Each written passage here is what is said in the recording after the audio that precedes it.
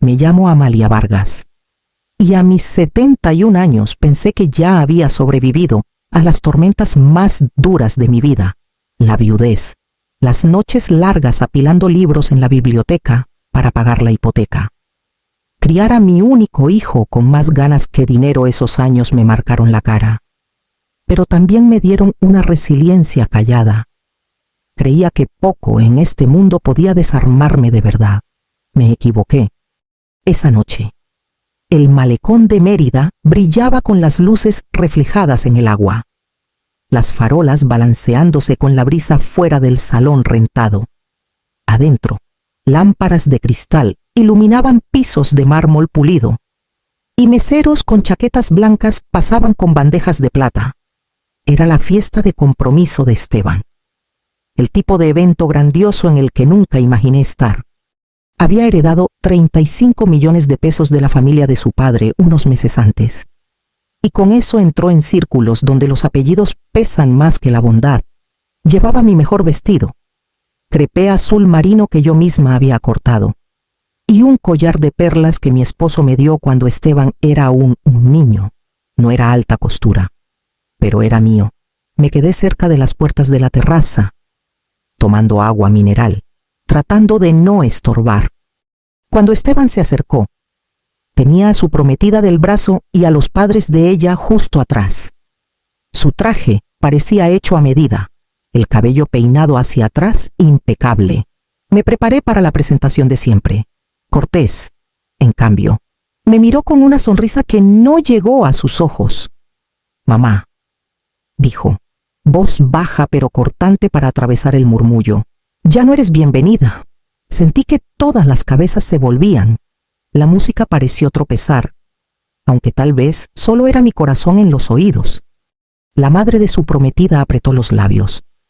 Fingiendo no oír, mi mano se cerró alrededor del tallo del vaso hasta que temí que se rompiera. Quise hablar, preguntar qué quería decir, pero las palabras murieron en mi garganta.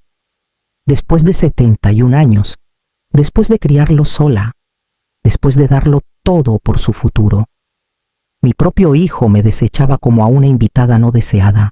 Dejé el vaso antes de que alguien viera mi mano temblar. Mi sonrisa se mantuvo fija, aunque el pecho me ardía. Si esta era la tormenta, no les dejaría verme ahogarme. Enderecé los hombros. Me volví hacia la terraza y caminé al aire de la noche, dejando que el viento fresco me llevara de vuelta a recuerdos que había enterrado hace tiempo. El aire de la noche en la terraza me picaba las mejillas, no por el frío, sino por la vergüenza. Aferré la baranda y miré la oscura extensión del malecón de Mérida. El agua brillaba bajo la luna, y por un momento me jaló hacia atrás, años atrás, a una noche diferente, una donde aún creía que el futuro de Esteban podría ser más amable que mi pasado. Tenía 39 años cuando su padre murió. Un infarto en una tarde húmeda de agosto me dejó con un niño de 10 años y una hipoteca que apenas podíamos pagar. Volví a la biblioteca a tiempo completo, apilando libros y reparando lomos hasta que las manos me dolían. El sueldo era modesto, pero el edificio era firme y yo también. Nuestra casa olía a páginas viejas y arroz hervido la mayoría de las noches. Aprendí a estirar las comidas más de lo que parecía posible, a veces dándole a Esteban el último pedazo de pollo mientras fingía no tener hambre.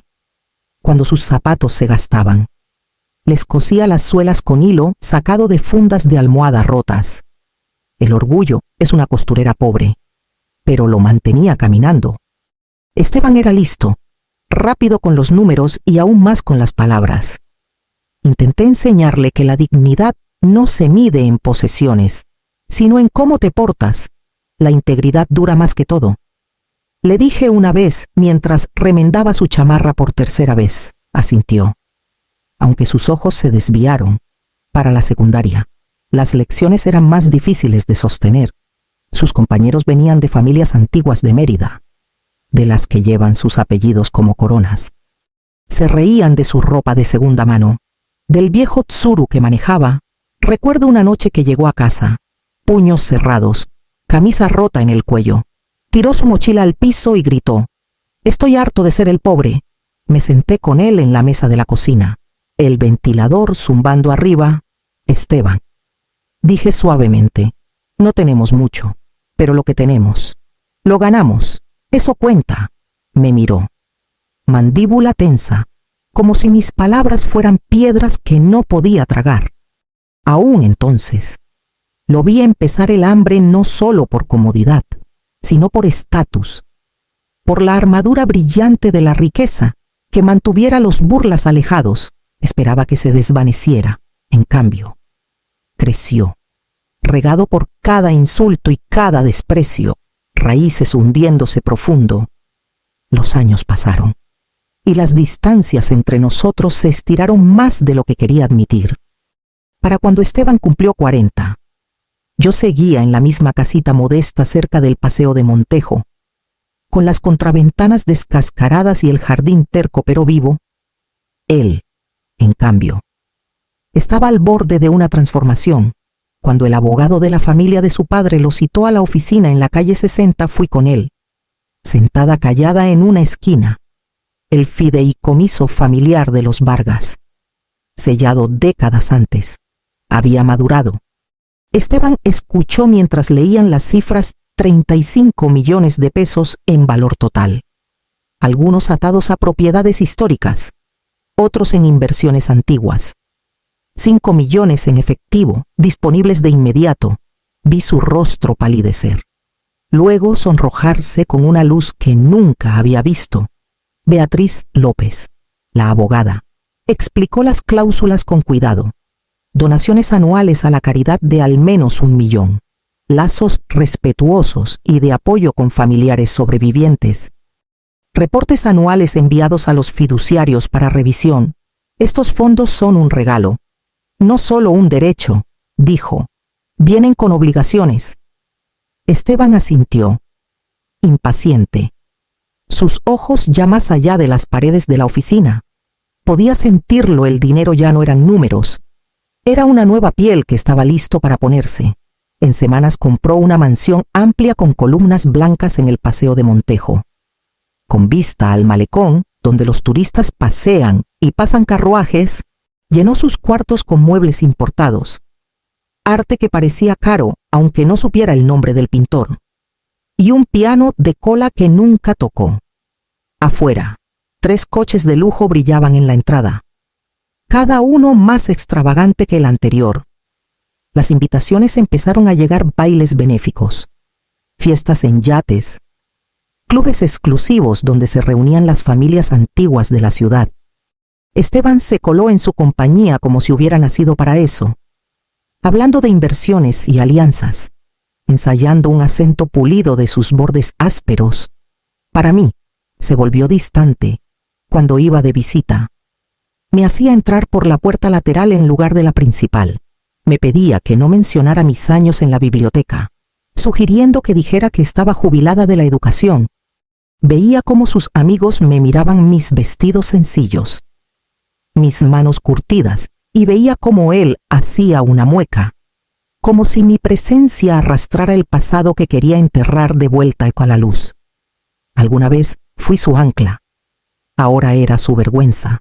Esteban me invitó a almorzar una tarde soleada de primavera, del tipo de día en que las bugambilias florecen pesadas por las calles de Mérida y el aire huele levemente a sal. Eligió un bistró en el Paseo de Montejo, todo manteles blancos y copas delicadas.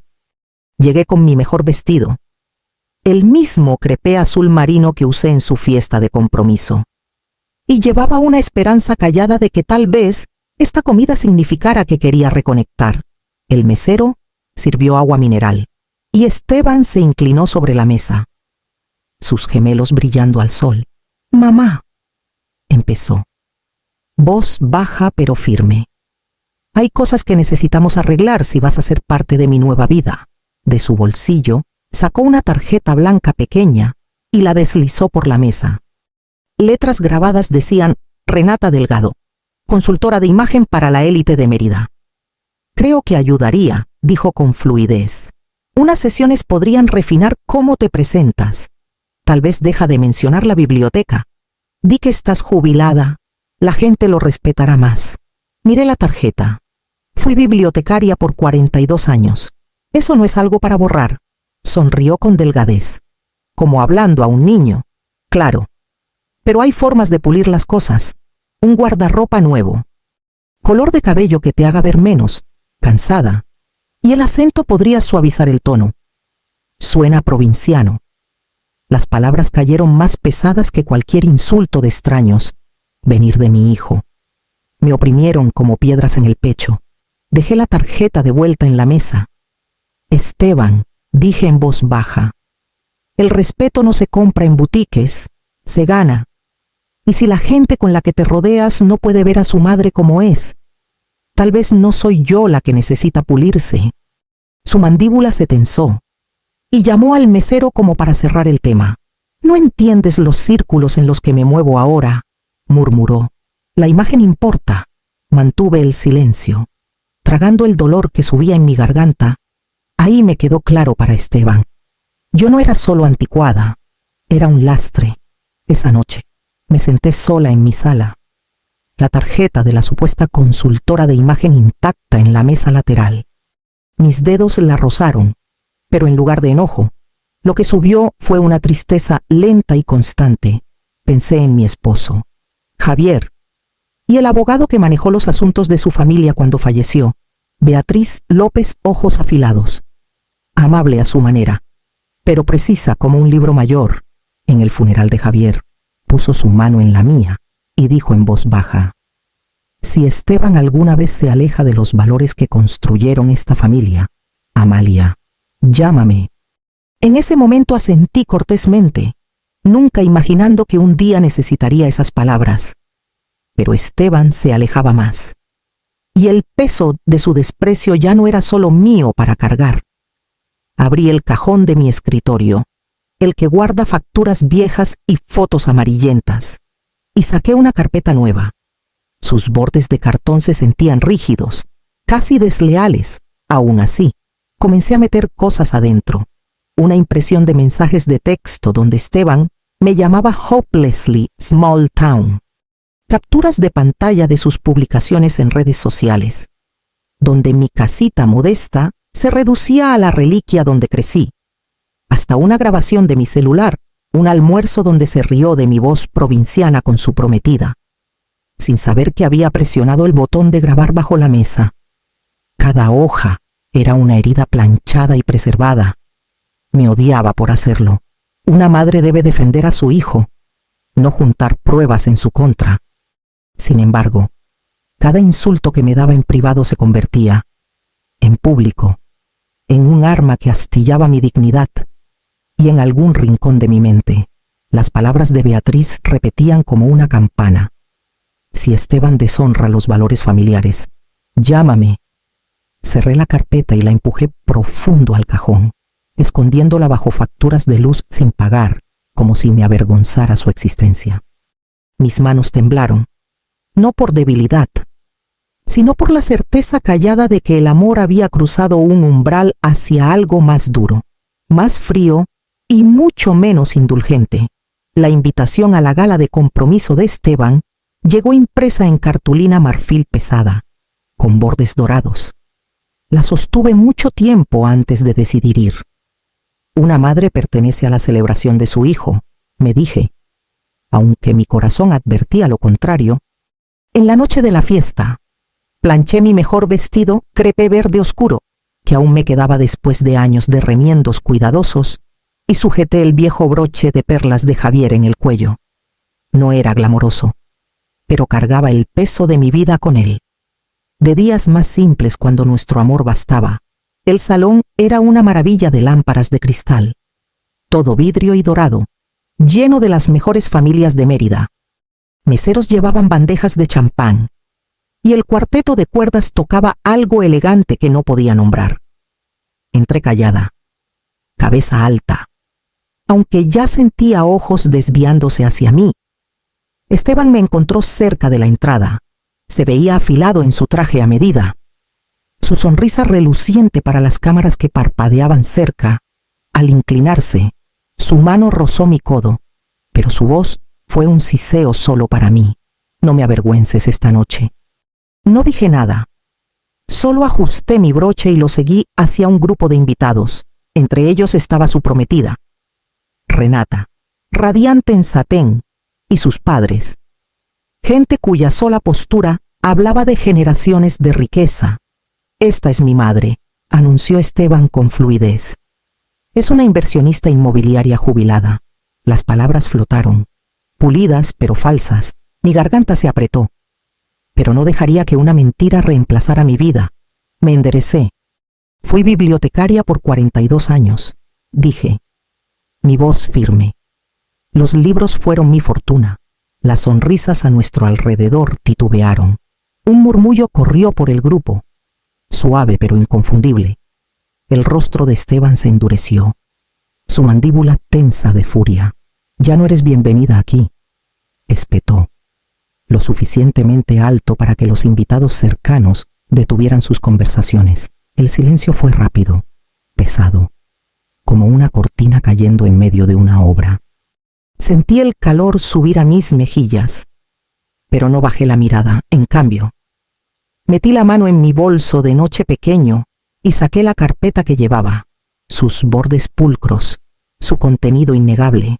Beatriz López, parada a unos pasos con su compostura de abogada practicada, cruzó mi mirada, calladamente, sin una palabra. Puse el archivo en sus manos a la mañana siguiente de la gala. Me senté en la oficina de Beatriz López, con ventanas que daban a la curva tranquila de la calle 60.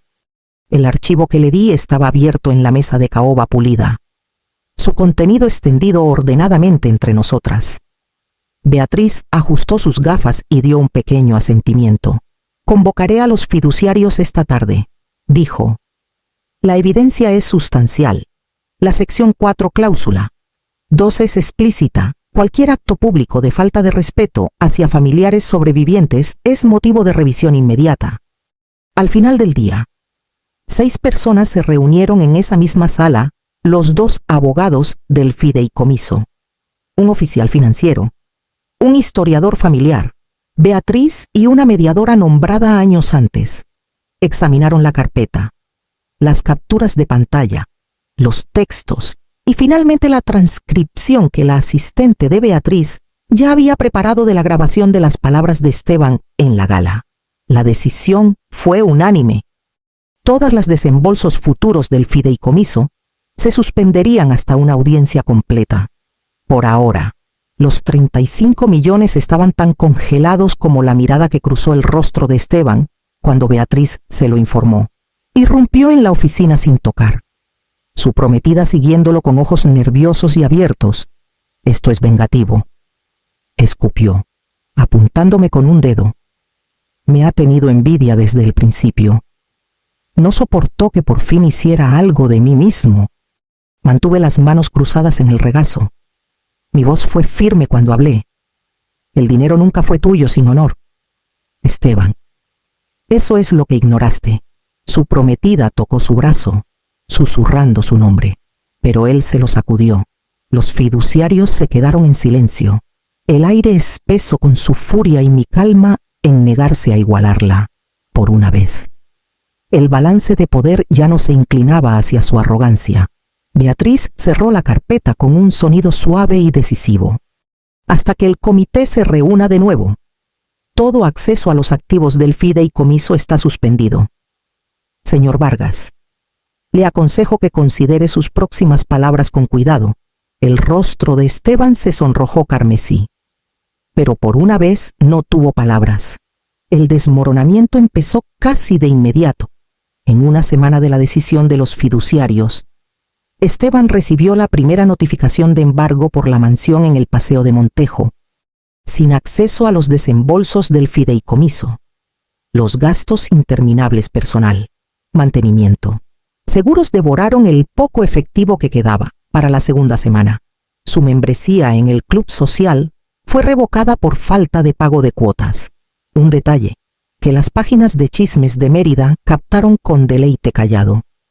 Luego vinieron los coches. Justo pasaba por el amplio bulevar cerca del Parque de las Américas, cuando un camión de remolque esperaba fuera de sus rejas. El Bentley negro, una vez pulido como espejo, fue izado a plena luz del día mientras los vecinos miraban desde detrás de sus cortinas de encaje. No me quedé, pero vi la sombra de Esteban en la ventana de arriba, inmóvil, mientras la vida que intentó construir rodaba en cadenas de acero. La familia de su prometida actuó después.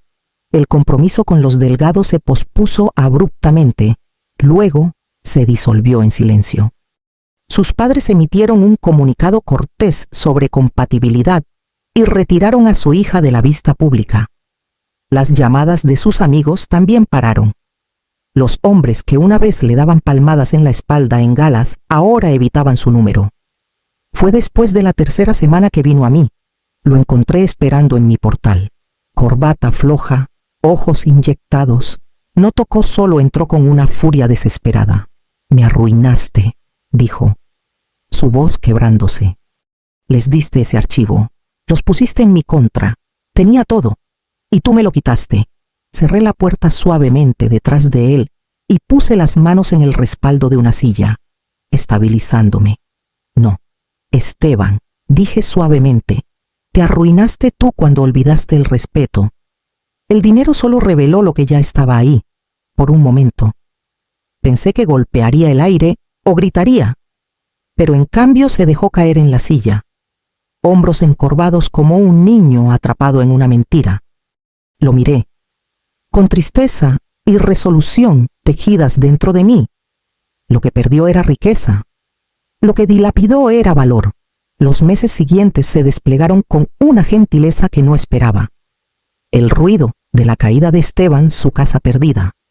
El compromiso roto. Los titulares que susurraban sobre desgracia se desvaneció de las columnas de chismes de la ciudad tan rápido como había estallado. Lo que quedó para mí fue algo más callado, más firme y mucho más valioso que cualquier fideicomiso. Volví a ser voluntaria en la biblioteca de Mérida, no apilando libros esta vez, sino reuniéndome con un círculo de hombres y mujeres de cabello gris que venían cada semana a aprender a protegerse de estafas y abuso financiero. Algunos tenían hijos que los presionaban por dinero. Otros habían firmado documentos que no entendían del todo. Compartí lo que aprendí no solo de Beatriz y los fiduciarios, sino de mis propios años duros de estirar cada peso, de sobrevivir sin lujos. «Tu firma», les dije, «es un pedazo de ti misma, cuídala». Asintieron, ojos claros y agradecidos, y pensé en todas las formas en que una biblioteca es más que una casa de libros, es un refugio de sabiduría, de dignidad, en casa. La vida volvió a su ritmo modesto. Mi casita cerca del Paseo de Montejo aún cruje con el viento, y la pintura aún necesita retoques, pero es mía, por las mañanas. Cuido las rosas del jardín frontal, podándolo marchito, animando nuevos brotes hacia el sol. Los vecinos a menudo se detienen en sus paseos para comentar su fragancia, y yo sonrío. Manos en la tierra, contenta de una manera que ningún salón me dio. Esteban no visita. De vez en cuando oigo su nombre, usualmente con lástima. Rezo para que un día entienda que la riqueza sin valor es una corona hueca. Pero mis rezos no llevan expectativas, solo esperanza. Una noche, mientras el sol se ponía detrás de los tejados y las rosas proyectaban sombras largas en la pared del jardín, susurré en voz alta la verdad que me sostuvo. El amor es bienvenido aquí, el control no, porque el respeto, aprendí, es la única herencia que perdura. Y si el respeto, no el dinero, era todo lo que dejaba atrás, sabía que sería suficiente. Que otros lo valoraran o lo desperdiciaran como polvo ya no era mío para decidir.